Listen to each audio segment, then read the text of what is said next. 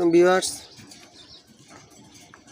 দেখেন এই যে তাবিজ খুলছি এই কবুতরটাকে। এটা লং ভিডিওতে পাইবেন, লং ভিডিও ছাড়ছি, পুরাটা ভিডিও আছে খুলছি যখন কবুতরটা খাইতে পারে না, যখন ধরছি ওই ভিডিওটাও পাইবেন।